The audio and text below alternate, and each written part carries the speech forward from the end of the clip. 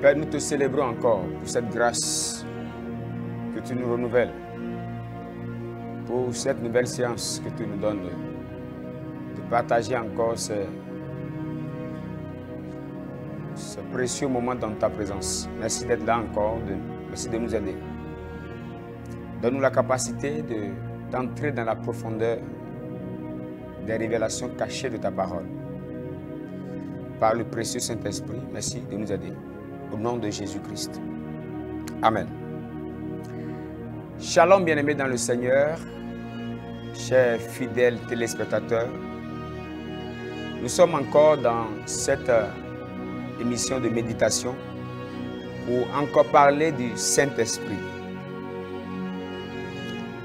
Dans le numéro précédent, nous avons eu à parler de pourquoi, de la solution d'ailleurs de Dieu pour ces temps de la fin. La solution que Dieu nous a trouvée, les difficultés que nous rencontrons, que nous traversons, la solution de Dieu pour ces temps de la fin. Et aujourd'hui, nous allons parler du Saint-Esprit qui est en nous, de ce que cela vaut. Plusieurs ont reçu le Saint-Esprit. Beaucoup d'enfants de Dieu, certains, plusieurs prient en langue. Mais la question que nous allons nous poser, ou que nous nous posons, pourquoi le Saint-Esprit est là et pourquoi nous sommes si inefficaces? Nous ne sommes pas assez productifs selon le plan de Dieu. Et on peut se poser plusieurs questions. L'une des réponses que je voudrais proposer ici, c'est un problème de prise de conscience de celui que Dieu nous a donné, le Saint-Esprit. Élie, dans toute la gloire de Dieu qu'il a eu à manifester, n'a jamais reçu le Saint-Esprit en lui. Le grand prophète de la Bible, de l'Ancien Testament, Moïse, tous ces exploits qu'il a eu à faire, il n'a jamais reçu le Saint-Esprit en lui. Et le Saint-Esprit travaillait avec les prophètes du temps, descendait sur les rois, juste de manière sporadique, juste de manière passagère. Et à cause de l'urgence de nous, notre époque, Dieu décide de nous donner le Saint-Esprit. Et ici seulement, ce n'est pas qu'il descendra sur nous, ce n'est pas qu'il marchera avec nous, mais il vient habiter en nous.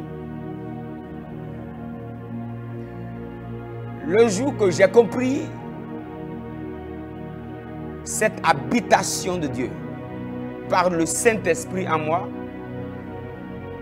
ma vie chrétienne n'a plus jamais été la même. Le Saint-Esprit en toi, qu'est-ce que cela voudrait dire? Dieu voulait te conduire, Dieu voulait te diriger. Et les instructions qu'il te donnait, il voyait que tu n'étais pas en mesure de t'y adapter, tu n'arrivais pas à être productif. Et Jésus est descendu. Il a marché avec les disciples. Il leur dit maintenant il est avantageux que je m'en aille. Celui qui vient, lui, va entrer en vous. Lorsqu'on reçoit Jésus en nous, on reçoit le Saint-Esprit en nous. Et qu'est-ce que cela voudrait dire? C'est un peu comme si, pour ceux qui sont fans de football, ceux qui aiment Lionel Messi, ou ceux qui aiment Cristiano Ronaldo, ou ceux qui regardent les catchs, ou ceux qui aiment le basket. C'est un peu comme si Michael Jordan, l'un des champions de basket, est votre coach. Et il vous donne des leçons et vous vous appliquez. Et à un moment donné, Michael Jordan voit que vous n'arrivez pas à appliquer toutes les méthodes qu'il vous apprend. Vous n'arrivez pas à appliquer toutes les stratégies qu'il vous faut appliquer sur le terrain pour être une célébrité. Ou comme si Lionel Messi, qui est un coach, te donne ces stratégies, ce qui lui permet d'être habile, ce qui lui permet d'avoir cette visibilité. Et malgré toutes les stratégies qu'il te donne, il remarque que tu n'es pas en train d'être productif. Et voilà, un jour, Lionel Messi décide d'entrer en toi.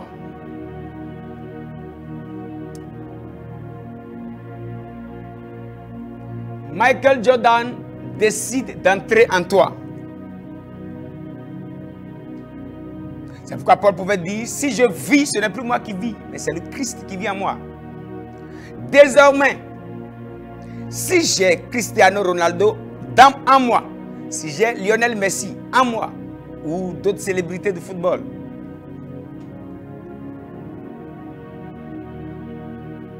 je ne peux plus être médiocre comme je l'ai été hier, parce qu'une célébrité est entrée en moi. Le meilleur buteur est entré en moi. Celui qui marque les buts de manière précise désormais est entré en moi. L'objectif de Dieu pour nous envoyer le Saint-Esprit, ce n'est pas seulement pour que nous marchions, ce n'est pas seulement pour que nous travaillions, mais c'est pour le faire au travers de nous. Autrement dit, nous ne pouvons plus échouer dans une saison comme celle-ci pendant qu'il y a le Saint-Esprit. Tu ne peux plus être un chrétien faible aujourd'hui. C'est de l'insulte à la divinité de Dieu. Nous profanons le nom de Jésus. Lorsque le monde occulte, le monde satanique domine l'église, nous sommes en train d'insulter le Saint-Esprit. Tu ne peux pas avoir celui qui a la maîtrise en toi et tu es médiocre. Tu ne peux pas avoir celui qui maîtrise le monde spirituel en toi et tu es un aveugle. Tu ne peux pas avoir celui qui connaît tout en toi et tu ne connais rien. Tu ne peux pas être ici médiocre pendant qu'un excellent vit en toi. Le Saint-Esprit en toi est un excellent. Le Saint-Esprit en toi te donne ses pieds. Le Saint-Esprit en toi, il ne vient pas en toi sans ses yeux. Il ne vient pas en toi sans ses mains. Il ne vient pas en toi sans ses pieds. Le Saint-Esprit est une personne.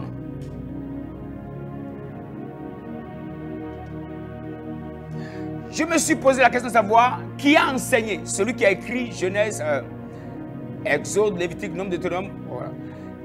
Il s'agit bien de Moïse. Ok. Où était Moïse pendant que toute la création était faite? Moïse n'était pas là. Qui était là et qui a raconté l'histoire de manière précise, de manière distincte à Moïse? Pour que Moïse soit en mesure de donner des détails de si précieux. En collaboration avec le Saint-Esprit, Moïse peut donner des détails, des choses qui ont été faites quand il n'était même pas né. Maintenant, ce glorieux Saint-Esprit habite en toi. Tu ne peux pas être un aveugle pendant que le Saint-Esprit qui voit toute la terre est en toi. Tu ne peux pas être un médiocre pendant que le Saint-Esprit est en toi. Tu ne peux pas être faible pendant que ce précieux Saint-Esprit, ce glorieux Saint-Esprit est en toi. Celui qui est en toi est plus grand, est tellement grand que tu n'as pas le droit d'être médiocre. La parole de Dieu nous dit, Maladobosh Kabrahasga. Parlant du Saint-Esprit, dans 1 Corinthiens 2, verset 9, il est écrit, mais comme il est écrit, ce sont des choses que l'œil n'a point vues, que l'oreille n'a point entendues, qui ne sont point montées au cœur de l'homme. Des choses que Dieu a préparées pour ceux qui l'aiment. Et généralement, nous faisons l'erreur de nous arrêter à ce niveau. Le verset 10 va plus loin et nous donne plus de précision. Il est écrit ceci. Dieu nous les a révélés par l'Esprit, car l'Esprit sonde tout, même les profondeurs de Dieu. Je relis encore. Ce qui voudrait dire que les choses que l'œil n'a point vues, que l'oreille n'a point entendues, qui ne sont point montées au cœur de l'homme. Le verset 10 dit, Dieu nous les a révélés par l'Esprit, car l'Esprit sonde tout, même les profondeurs de Dieu. Je voudrais te dire, toi qui es connecté au son de ma voix, tu as un avantage. Les choses que l'œil n'a point vues, tu peux les voir. Les choses que l'oreille n'a point entendues, tu peux les entendre. Des choses qui ne sont point montées au cœur de l'homme, tu peux les avoir en toi. Et il est écrit, Dieu nous les a révélées par l'Esprit. C'est par le Saint-Esprit de Dieu que nous pouvons opérer. C'est par le Saint-Esprit de Dieu que nous pouvons dominer. Nous ne pouvons pas trouver l'argent sans le Saint-Esprit. Le Saint-Esprit maîtrise la terre. Le Saint-Esprit avait participé à la création de la terre. Il sait là où l'or est caché. Il sait là où les trésors sont cachés. Il sait là où se trouvent les meilleures productions de la terre.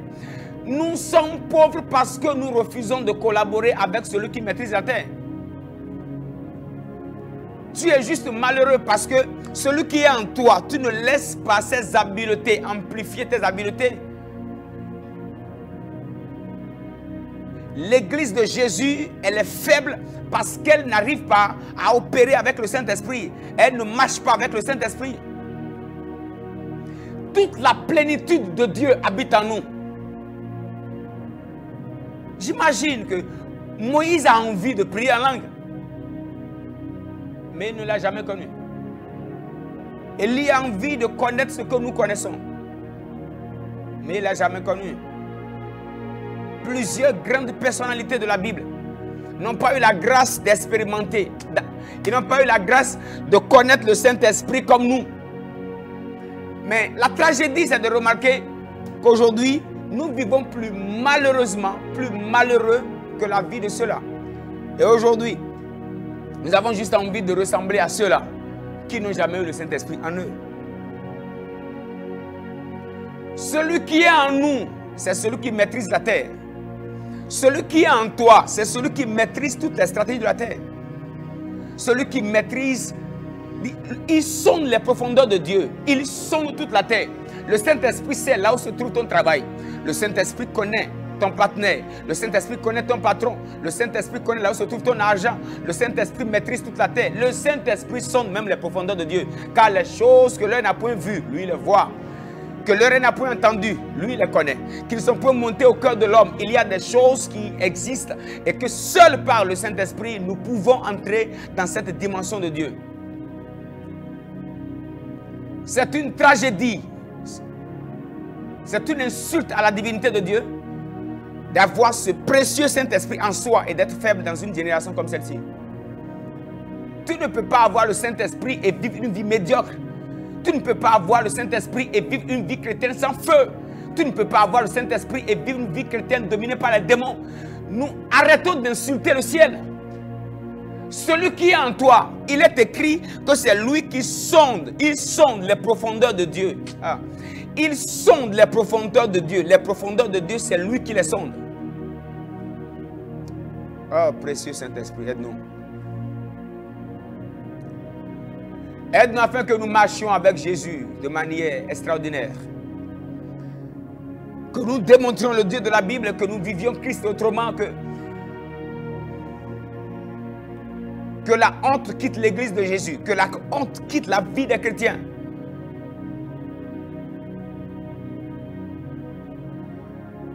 Seigneur, donne-nous la force. Saint-Esprit, déclenche-nous. Bouge en nous. Afin que nous révélions à ce monde que Jésus n'est pas mort en vain. Que nous révélions à ce monde que le Saint-Esprit n'est pas descendu en vain. Précieux Saint-Esprit, pour la vie de quiconque connecté au son de ma voix, je te prie au nom de Jésus-Christ. Car Jésus a dit que quand tu viendras, tu nous enseigneras toutes choses. Parce que tu connais tout. Je prie pour ma vie et pour celui qui est connecté au son de ma voix. Par le biais de cette télévision. Je prie maintenant. Saint-Esprit de Dieu, révèle-toi à chacun. Ouvre nos yeux sur les réalités que nous devrions connaître avec Christ. Nous ne voulons pas aller au ciel comme étant des échecs sur la terre. Aide-nous, Seigneur, afin que nous te découvrions chaque jour. Que nous manifestons le surnaturel. Que nous démontrions à tout le monde combien Christ est grand, puissant.